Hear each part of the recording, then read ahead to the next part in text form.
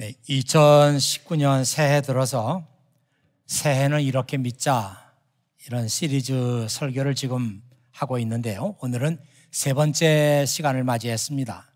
하나님의 호의를 얻는 삶을 살자. 하나님의 호의를 얻는 삶을 살자. 이런 제목으로 함께 은혜를 나누고자 합니다. 이 호의라고 하는 말은 영어에서는 favor라는 말로 번역을 하고 있고요. 우리말 성경에서는 그 은혜라는 말과 같은 뜻으로 쓰고 있습니다. 하나님의 호의를 얻자고 하는 것은 하나님의 은혜를 받는 삶을 살자, 이런 의미와 같은 뜻이 되겠습니다. 우리가 두 가지 질문을 생각하게 되는데요. 누가 하나님의 호의를 얻는 삶을 사는가? 누가? 라는 질문. 두 번째는 어떻게 하면 우리가 하나님의 호의를 얻을 수 있을까? 이런 생각을 하면서 여러분 오늘 말씀을 들어주시기 바랍니다. 제가 성경을 찾아보았더니 제일 먼저 하나님의 호의를 얻었다, 하나님의 은혜를 받고 살았다, 그런 사람이 노아라는 사람이었어요. 이 창세기 6장 8절에 보면 이런 말씀이 나옵니다. 그러나 노아는 여호와께 은혜를 입었더라. But Noah found favor with the Lord. 노아는 주님께로부터 호의를 얻었습니다. 은혜를 받았습니다. 그런 구절이 창세기 6장 8절에 나와요.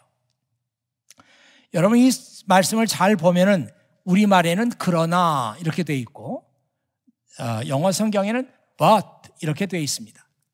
이 but라고 하는 말은 그 앞에 문장과 뒤에 문장을 이어주기는 하는 그런 접속사이지만 내용상은 완전히 다른 거죠. 앞에 문장하고 뒤에 문장은 내용상 완전히 다른 거예요. 노아 이전의 사람들은 어떤 삶을 살았는가? 성경 말씀 창세기 6장 5절에 보니까 이렇게 나와 있습니다. The Lord observed the extent of human wickedness.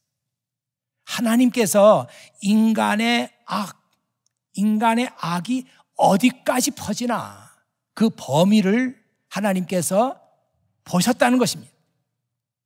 And he saw that everything they thought or imagined. 그리고 하나님께서는 인간들이 생각하는 모든 것, 그리고 인간들이 상상하는 모든 것이 was consistently and totally evil. 꾸준하게 그리고 완전히 악한 것이다. 사람이 때때로 어쩌다가 잘못해서 또는 유혹을 받아서 잘못 생각할 때가 있어요. 오늘 성경 말씀에 나오는 것은 그게 아니고 was consistently and totally evil. 꾸준하게 계속해서 완벽하게 악한 생각, 악한 상상, 이런 것을 인간들이 하고 있는 것을 알았어요. 노아가 살고 있던 시대는 죄가 관영한 시대였습니다. 이 관영하다고 하는 것은 죄가 꽉 찼다 이 말이에요. 그러나 노아는 그렇지 않았어요. 노아는 그 시대에 복이 드문 사람이었습니다. 노아는 의인이었고 당대 완전한 사람이었습니다. 그는 하나님과 동행했습니다.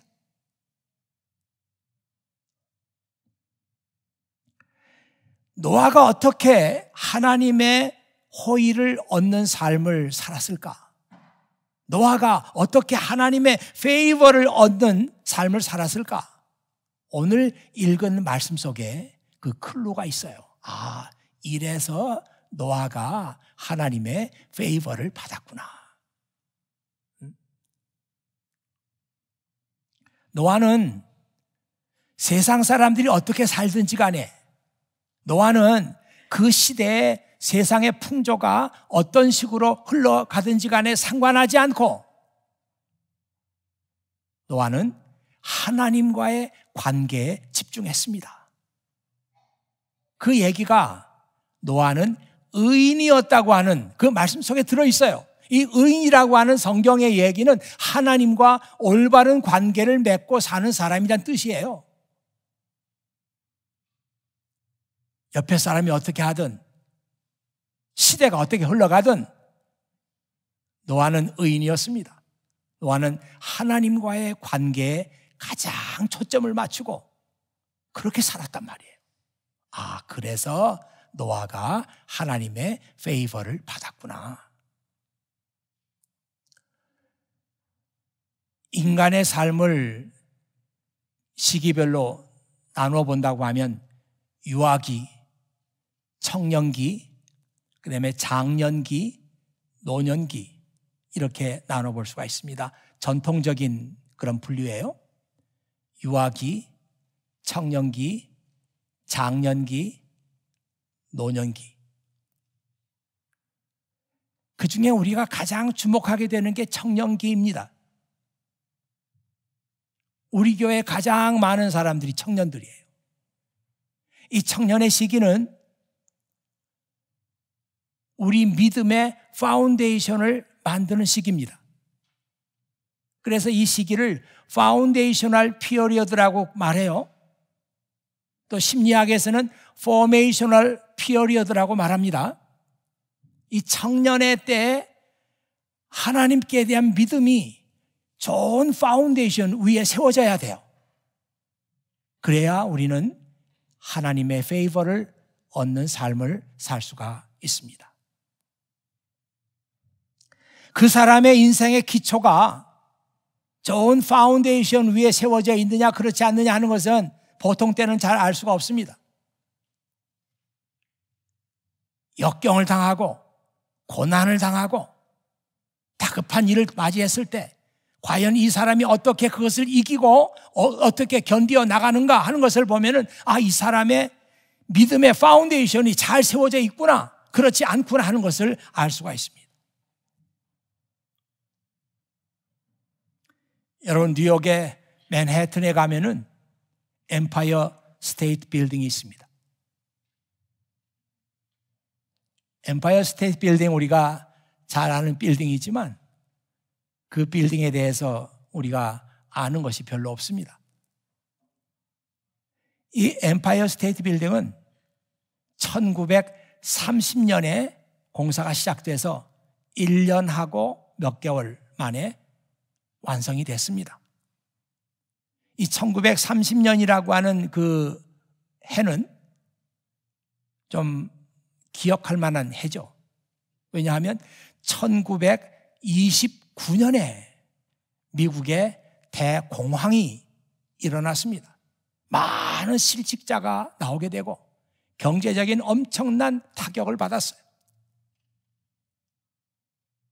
그런 타격을 받아가지고 모든 사람이 살기 어렵다. 그리고 직장을 잃어버렸다. 그리고 물가가 치솟고 그리고 실망에 빠져 있을 때 미국에서는 세계에서 가장 높은 빌딩을 짓기 시작했던 거예요. 1930년에. 그래서 이 시리에 빠져가지고 자존심을 구긴 미국 사람들의 그 자존심을 회복시켰다. 사람들은 그렇게 말합니다. 엠파이어 스테이트 빌딩이 도대체 몇 층인가 아는 사람이 없어요. 102층입니다. 이 설계한 사람이 그냥 높게 짓자 이런 것이 아니고 뭔가 이 높이를 정할 때도 뭔가 철학이 있어야 되지 않겠어요? 102층으로 했는데 이 102라고 하는 숫자는 우연히 나온 숫자가 아니고 1630년에 메이플라워호가 청교도들을 태우고 이곳 플리머스에 도착했습니다. 그리고 여기에서 새로운 국가를 만들고 새로운 교회를 만들고 새롭게 세계를 만들어보자. 그런 꿈을 가지고 102명의 청교도들이 그 배를 타고 건너왔어요.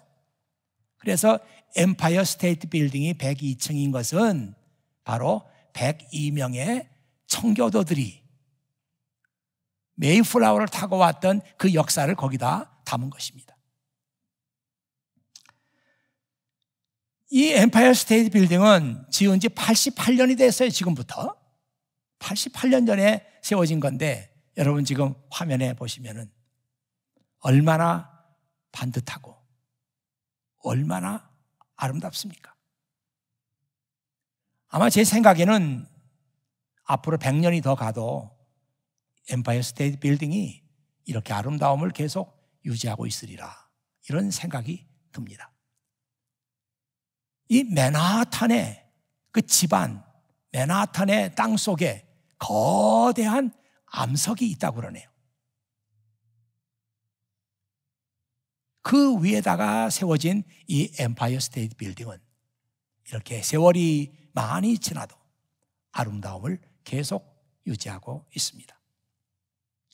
제가 이런 얘기를 드리는 까닭은 이 파운데이셔널 피어리드에 살고 있는 사람들, 이 청년들이 이때에 여러분의 믿음을 잘 세우면 평생 우리가 인생을 아름답게 반듯한 모습으로 살아갈 수가 있다는 것을 여러분들에게 말씀드리기 위해서죠.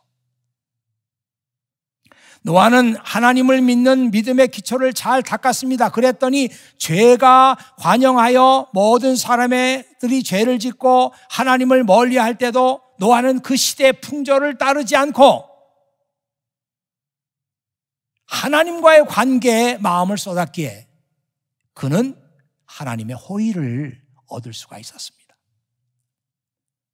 그가 하나님의 호의를 얻을 수 있었던 또 하나의 비결이 있는데, 그것은 끊임없이 그가 하나님과 소통을 했다는 것입니다.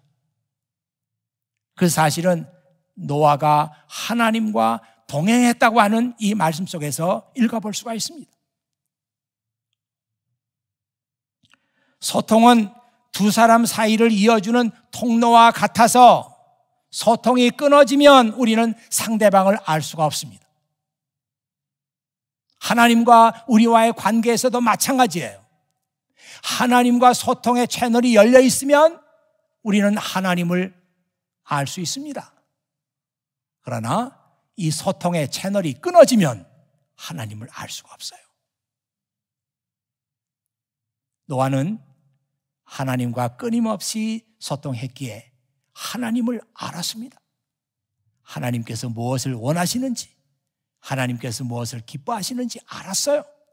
그래서 그렇게 살아갔더니 하나님께서 그에게 호의를 베풀어 주신 거죠. 조금 시간이 갔습니다마는 한 사람 더 소개하겠습니다. 하나님의 호의를 얻고 살았던 사람 중에 말이죠. 다윗이라고 한 사람입니다. 아마 다윗을 생각할 때 많은 사람들이 사도행전 13장 22절 말씀을 머릿속에 떠올릴 거예요. 무슨 말씀이 있는가 하면은, 내가 이새의 아들 다윗을 만나니 내 마음에 합한 사람이라 내 뜻을 이루게 하리라. I have found David, son of Jesse, a man after my own heart. He will do everything I want him to do. 그는 내가 그에게 원하는 모든 일을 다 할 것이다. 이 다윗이라고 하는 사람은 a man after my own heart. 내 마음을 닮은 사람이에요.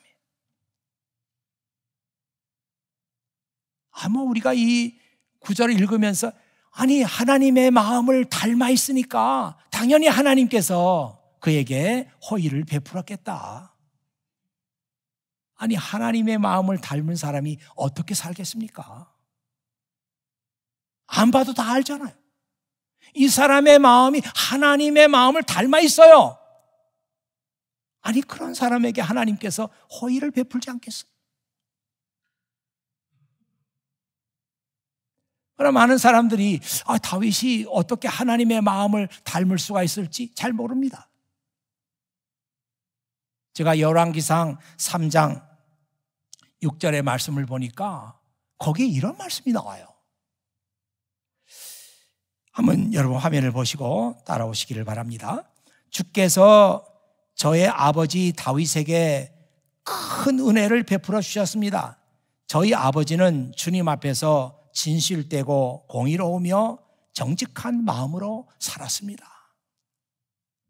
이게 누가 누구에게 하는 얘기냐면 다윗의 아들이었던 솔로몬이 하나님께 지금 드리는 얘기예요.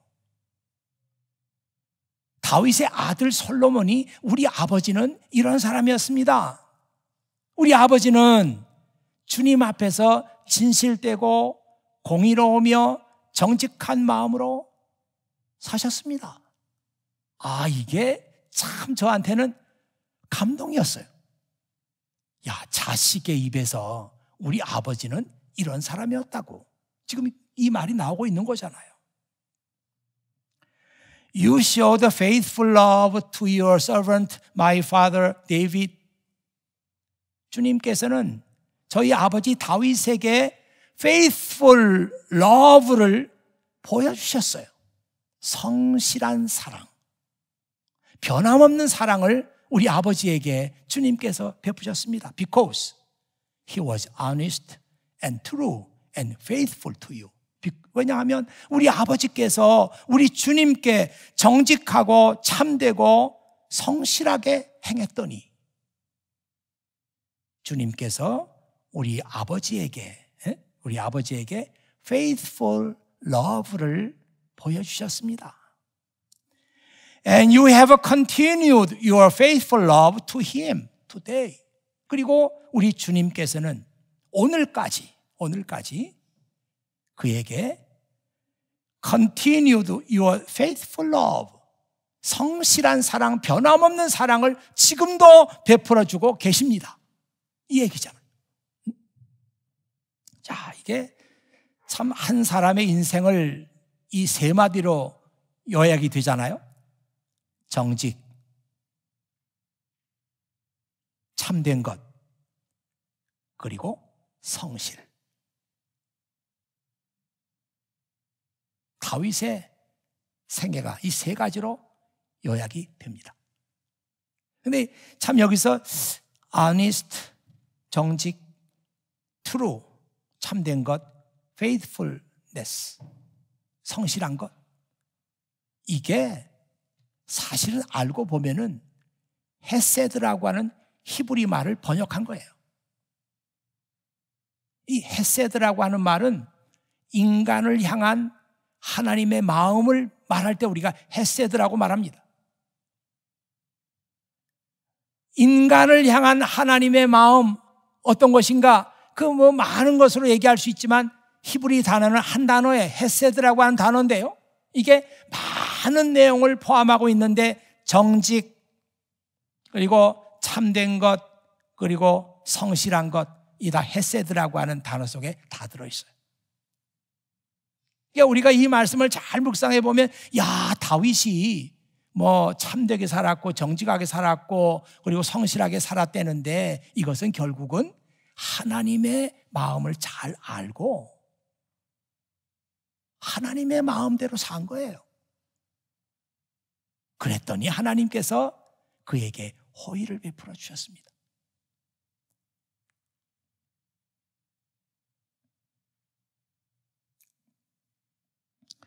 제가 성경을 그런 생각하면서 다윗이 쓴 그 시편 가운데 뭔가 참 이 말씀을 좀 이렇게 증명할 수 있고 보여줄 수 있는 시편이 없을까 하면서 다윗이 쓴 시편들을 이렇게 찾아보니까 그 19편, 이 19편 다윗이 쓴 거예요. 근데 그 말씀을 읽어보니까 이게 이 다윗이 하나님의 헤세드를 담는 그런 삶을 살았더니 하나님께서 호의를 베풀어 줬는데 이 시편 속에 그 얘기가 있구나 하는 것을 발견하게 됐어요. 여러분 보세요. 여호와의 율법은 완전하여 영혼을 소생시키며 여호와의 증거는 확실하여 우둔한 자를 지혜롭게 하며 여호와의 교훈은 정직하여 마음을 기쁘게 하고 여호와의 계명은 순결하여 눈을 밝게 합니다. 여호와를 경외하는 도는 정결하여 영혼까지 이루고 여호와의 법도는 진실하여 다 의로우니 내게는 순금보다 더 귀하고 송이 꿀보다 더 답니다. 이 말씀이 여러분 머릿속에 이렇게 확 펼쳐지지 않아요? 아침마다 다윗은 하나님의 말씀 앞에 무릎을 꿇고 그 말씀을 묵상했던 거예요. 묵상했더니 똑같은 하나님의 말씀인데 내 상황에 따라서 어떤 때는 그 같은 하나님의 말씀이 율법으로, 어떤 때는 그 하나님의 말씀이 확실한 증거로, 어떤 때는 하나님 말씀이 교훈으로, 어떤 때는 하나님의 말씀이 계명으로, 도로, 법도로 이렇게 다가오는 그 하나님의 말씀.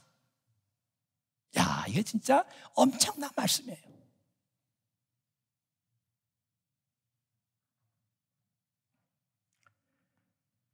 그 하나님의 말씀을 묵상합니다.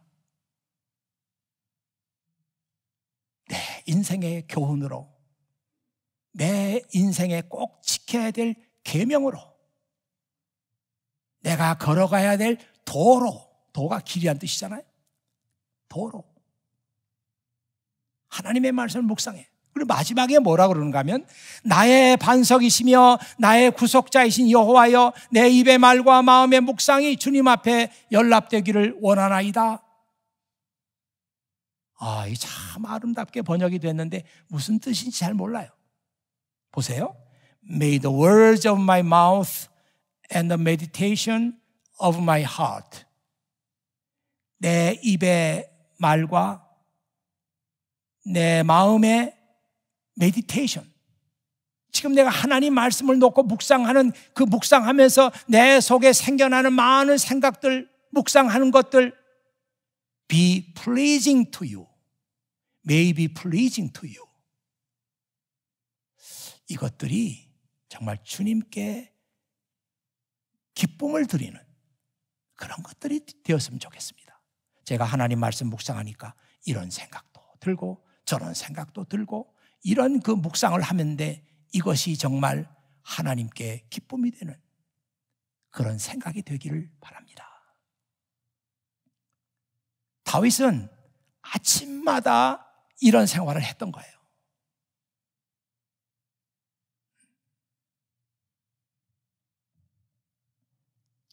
그러니 하나님 마음을 닮아가지 않겠어요? 내 마음이 하나님께서 기뻐하시는 마음이 되었으면 좋겠습니다. 아침마다 말씀을 보면서 그 훈련을 쌓아가는데 하나님께서 이 사람은 내 마음을 꼭 닮은 사람이다. 그렇게 말씀한 것이 이해가 되지 않습니까? 그래서 그가 하나님의 호의를 얻은 거예요. 이제 오늘 말씀을 잠깐 보도록 하겠어요. 그 31절에 보면은 다시 예수님께서는 두로 지방을 떠나 시돈을 거쳐 데가볼리 지방에 있는 갈릴리 호수로 가셨습니다. 여기 이 두로와 시돈이라고 하는 지방은 지금 여러분 머릿속에 그 이스라엘의 지도가 이렇게 확 펼쳐져야 되죠. 두로와 시돈은 이스라엘의 갈릴리 호수가 있는데 갈릴리 호수 서편입니다. 서편 지중해 연안. 두로와 시돈이라고 하는 사람들이 사는 곳이에요. 물론 두로와 시돈이 그 도시 이름이기도 하고, 이 지역을 우리가 페니시아라고 이렇게 부릅니다. 성경에는 페니시아라는 말이 나오지 않고 베니게라고 이렇게 그 말이 번역이 되어 있어요. 페니시아인들이 그 지역에 두로와 시돈에 살아요. 근데 웬일인지 예수님께서는 그 지역에 자주 가셨어요. 그래서 오늘 성경 말씀 보면은 다시 예수님께서는 두로 지방을 떠나 시돈을 거쳐 데가볼리 지방에 있는 갈릴리 호수로 가셨습니다. 다시라고 하는 말은 again. 이런 일이 성경에 많이 기록은 안 되어 있지만 사실 예수님께서 이 시돈과 두로, 페니시아인들이 살고 있는 이 지역에 자주 가셨단 말이에요. 그리고 데가볼리라고 하는 지역에도 자주 가셨단 말이에요. 이 데가볼리는 갈릴리 호수의 남쪽에 있어요. 남쪽 해안을 그 호수 해변을 끼고 있는 지역이거든요. 그러니까 저쪽 서쪽, 북서쪽에서 남쪽으로 내려오려면 상당한 거리예요. 그래서 예수님께서 많이 걸으셨겠다, 이런 생각을 하게 됩니다. 이 데가볼리에 왔더니 예수님을 기다리는 사람들이 있었어요.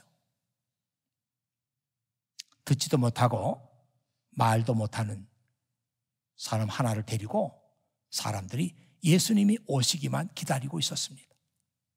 예수님이 오시자마자 이 사람을 고쳐주십시오. 그래서 예수님께서 이 사람을 고쳐주시는데 손가락을 그 사람의 귀에 넣으신 뒤에 손에 침을 뱉어서 그의 혀를 만지셨어요. 그리고 예수님께서 에바다 이렇게 말씀하시니까 그 사람이 그냥 그 즉시 혀가 풀리고 말도 못하던 사람이 말을 하게 됐어요.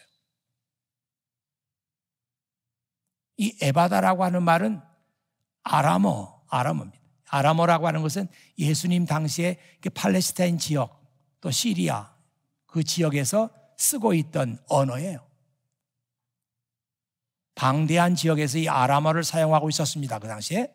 물론 신약 성경은 다 그리그로 기록이 되어 있는데 특별하게 이런 말들은 그냥 아람어가 그대로 그냥 적혀 있어요. 성경에 그런 얘기가 많이 있잖아요. 뭐 달리다 굼 이런 얘기, 또 엘리 엘리 라마 사박다니 이런 얘기는 그릭이 아니고 아람어가 그대로 들어와 있습니다. 왜 그렇게 됐는지는 정확하게 우리가 그 이유를 알기는 어렵습니다. 손가락을 그 사람의 귀에 넣고 손에 침을 뱉어서 그의 혀를 만지고 에바다 이렇게 말씀하시니까 그 사람이 귀도 들리게 되고 혀도 정상으로 돌아가서 말을 잘하게 되고 그리고 정상이 됐어요. 아주 드문 경우입니다. 예수님께서 뭐 침을 뱉어가지고 뭐 손가락을 뭐 그의 입에다 집어넣고 아주 드문 경우예요. 그러나 저는 여기에 특별한 무슨 의미가 있다고 생각하지는 않아요. 하나님께서 그때 한 사람 한 사람에게 적합한 힐링, 치유 사역을 하셨는데 뭐 혓바닥을 만지고 침을 뱉고 여기에 특별한 의미가 있다고 보지는 않습니다. 여기서 우리가 중요하게 봐야 되는 것은 아니 이런 놀라운 광경을 목격한 사람들의 반응이에요. 아니 이 사람들이 정말 그 광경을 보면서 얼마나 놀랐는지 37절에 보니까 그들은 정말로 놀라워하며 이렇게 나와 있어요. 뭐 달리 뭐 어떻게 표현할 방법이 없잖아요. 정말로 놀라워하며. New Living Translation은 이 말씀이 They were completely amazed. Completely amazed. 그 다음에 그 NIV 성경에 보면 People were overwhelmed with amazement. 완전히 그 amazement로 말미암아 압도됐어요. 그러니까 할 말을 잊어버린 거죠. 뉴 킹 제임스 버전에는 And they were astonished beyond measure. beyond measure니까 어떻게 그 정도를 말할 수 없을 정도야. 그러니까 완전히 그냥 놀란 거죠. 어떻게 이런 일이 가능한가 하면서 그들이 하는 얘기가 그 다음에 나온 얘기예요. 예수께서 하시는 것은 모두 훌륭하다. 예수께서 하시는 것은 모두 훌륭하다. Everything he does is wonderful. 야, 이분이 하시는 모든 일은 다 훌륭하구나. 아니, 꼭 이 사건만 아니에요. 예수님께서 말씀도 가르치시고 다른 병도 많이 낫게 하시고 사람들을 대하시고 예수님께서 살아가는 방식도 있고 사람들이 말하기를 야, 이분이 하시는 일은 잘못된 게 없어요. 다 잘 됐어요. 다 훌륭해. 야, 제가 새벽 기도하다가 이 말씀을 이렇게 주목해서 보면서 계속해서 제 마음속에 남아있는 말씀이에요. 야, 2000년 전에 예수님을 직접 봤던 사람들은 예수님을 향해서 저분이 하시는 일들은 다 훌륭하다. Everything he does is wonderful. 그렇게 예수님을 칭찬했단 말이에요. 어떻게 이런 삶이 가능할까? 제 생각은 자꾸 그쪽으로 이제 가는 거예요. 어떻게 이런 삶이 가능할까? 하나님의 아들이시니까 이렇게 말해버리면 다 해결되는 거죠. 하나님의 아들이시니까 그렇게 할 수 있지. 그러나 그렇게 얘기하고 끝내버리면 저와 여러분에게는 아무 의미가 없어요, 이 말씀이. 중요한 이유가 있지 않을까? 예수님께서 모든 사람들에게 이렇게 칭찬받는 삶을 살 수 있었던 이유가 있지 않을까?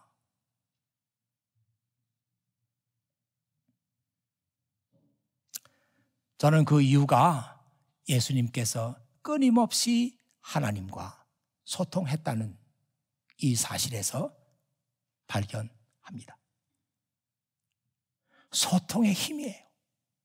하나님과 소통의 힘으로 말미암아 예수님께서 하시는 모든 일들은 훌륭해.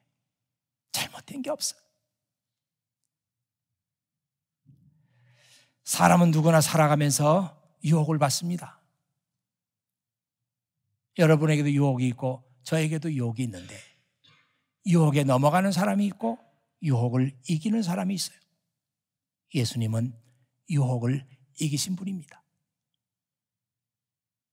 제 머릿속에 떠오르는 말씀이 있어요. 야, 그때 예수님께서 어떻게 그 유혹을 이기셨을까? 사람들이 와가지고 예수님을 애워싸면서 당신이 우리의 왕이 되어야 되겠습니다.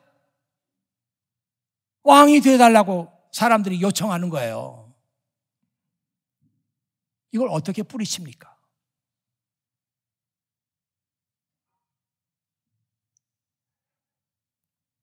제가 아는 두 사람이 있는데 다 우리 교회 출신들이에요. 한 사람은 교수고 한 사람은 변호사예요. 여기 있을 때 저하고 비교적 좋은 관계 속에서 잘 지냈어요. 근데 이들이 한국에 돌아가가지고 정치에 손을 댔어요. 사람들이 이상해졌어요. 가서 만나도 재미가 없어요. 사람들이 눈빛부터가 이상해졌어요. 전에 내가 알고 있던 사람이 아니에요. 사람이 정치를 하게 되면 그렇게 된다고 합니다. 옆에 사람들이 와가지고 이번에 꼭 출마하셔야 됩니다. 선생님이 아니시면 이 나라를 누가 구원하겠습니까? 선생님께서 용단하셔야 됩니다. 이러면 다 넘어가. 그래, 아무래도 내가 총대를 매야 되겠지. 다 넘어가요. 그 정치에 손을 댄 사람들이 끊지 못한대요. 지지자들의 그 환호성, 지지자들의 그 지지하는 그 말들, 이거를 잊지 못해가지고 그걸 끊지 못한대요.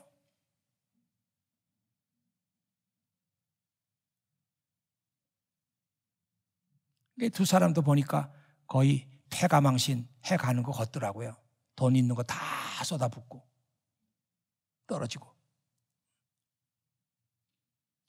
우리의 왕이 되어 주십시오.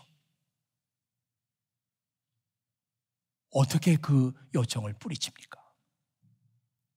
성경에 보니까 그러나 예수님은 사람들을 피해서 한적한 산으로 가셨어요.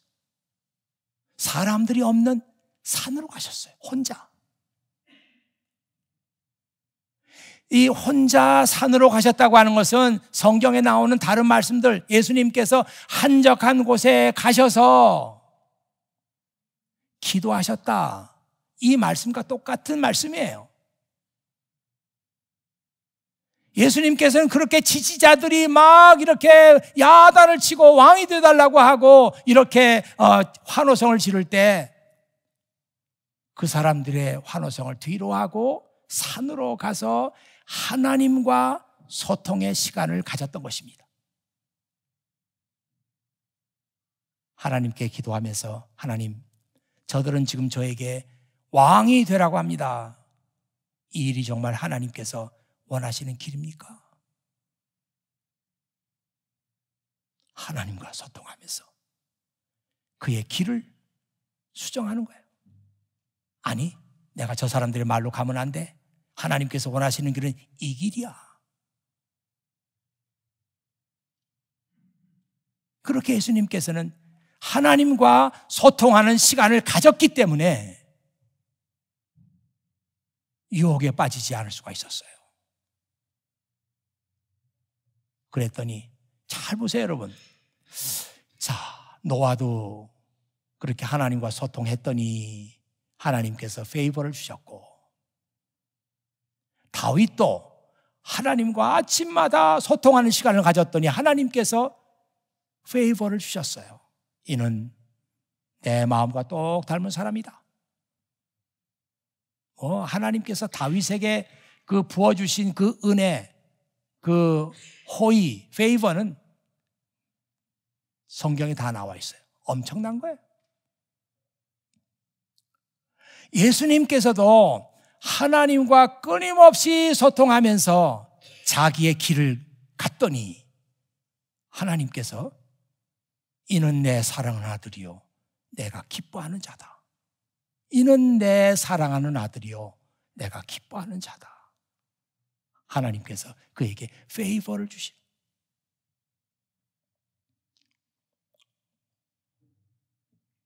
문제는 오늘 여러분들에게 이런 하나님의 호의가 있어야 한다는 사실입니다. 사는 게 어렵잖아요. 사는 게 힘들잖아요. 집에서 가정주부로 있으면 편할까? 아니에요. 주부의 생활도 너무너무 고달파. 학생들 이제 좋은 시간이 끝났습니다. 이제 학교 개학이 됐어요.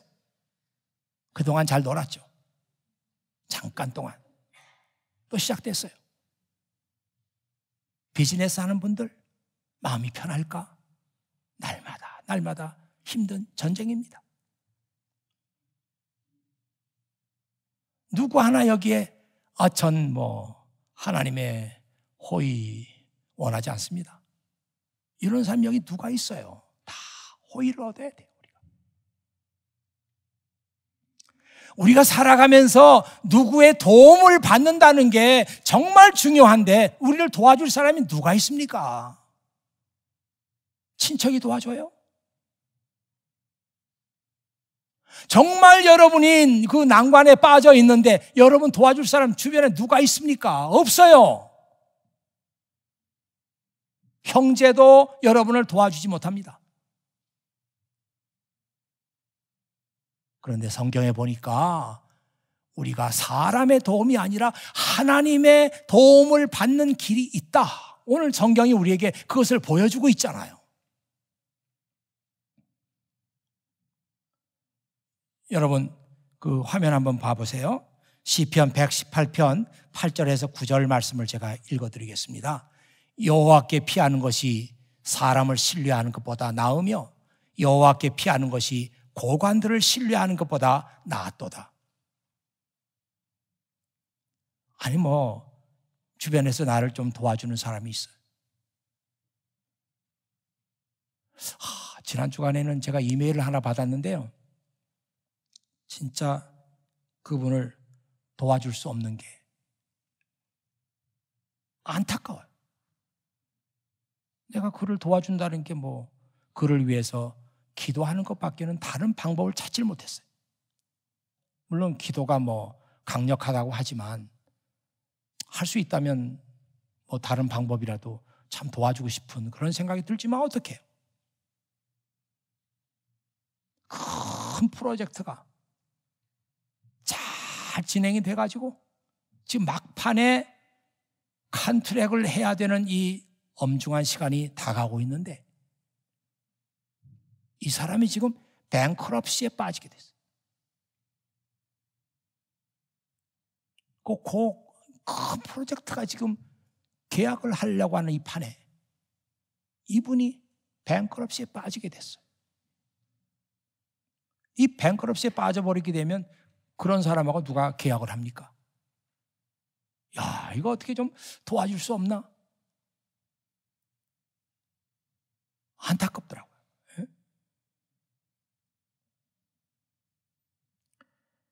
이 시편 118편 8절의 9절은 우리가 급하면 다 사람 찾고 누가 다 도와달라고 하고 그렇지만 여호와께 피하는 것이 사람을 신뢰하는 것보다 낫고 여호와께 피하는 것이 고관들을 신뢰하는 것보다 더 낫다.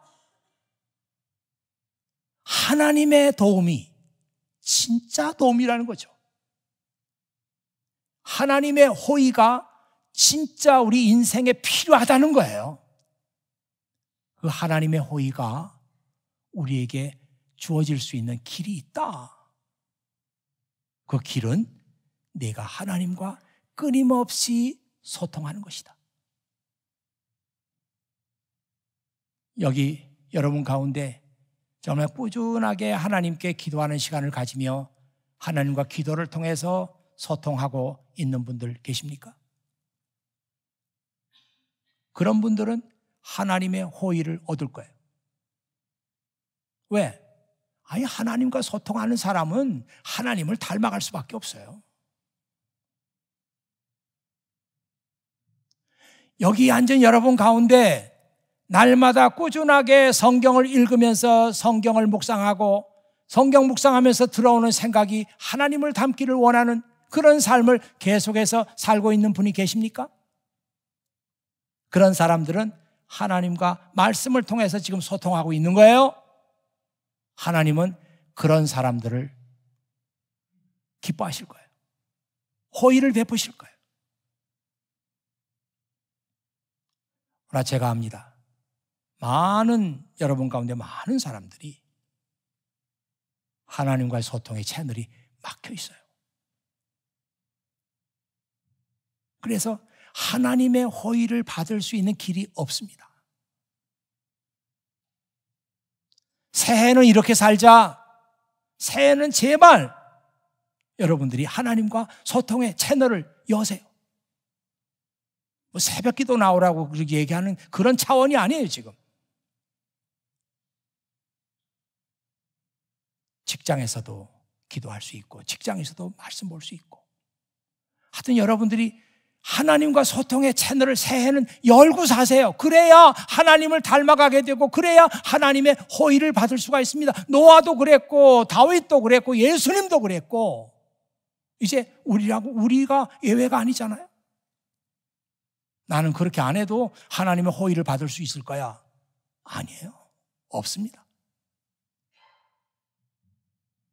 새해는 이렇게 살자. 제발 여러분들이 하나님과 소통의 채널을 여러분이 여세요. 그래서 하나님의 호의를 받는 축복된 한 해가 여러분 앞에 펼쳐지기를 주의 이름으로 축원합니다. 기도하겠습니다. 아버지 하나님 감사합니다. 오늘 아버지 하나님께서 또 저희들을 사랑하시며 오늘 귀한 말씀으로 권면해 주신 것 진심으로 감사를 드립니다. 아버지 하나님 오늘도 저희들이 새해를 들어서 무엇을 어떻게 해야 하는지 벌써 새해가 이제 한 달이 다 되어갑니다. 여전히 아버지 하나님께서는 이 새해 동안에 내가 나의 호의를 얻어야 하지 않겠느냐? 그렇게 하기 위해서는 나와 소통할 수 있는 채널을 만들라. 주님 그렇게 말씀하고 계십니다. 여기에 예배드리는 한 사람 한 사람이 이 말씀을 귀담아 듣게 하시고 이제 오늘 집으로 돌아가면 지금부터 하나님과 소통의 채널을 열어갈 수 있도록 도와주시옵소서. 내 힘으로 살다가 실패하고 좌절하고 넘어지고 실망하는 그런 삶의 연속이 아니라 이제는 하나님의 호의를 받는 그런 삶이 저희들에게 주어지게 하여 주시옵소서. 예수 그리스도의 이름으로 기도하옵나이다. 아멘.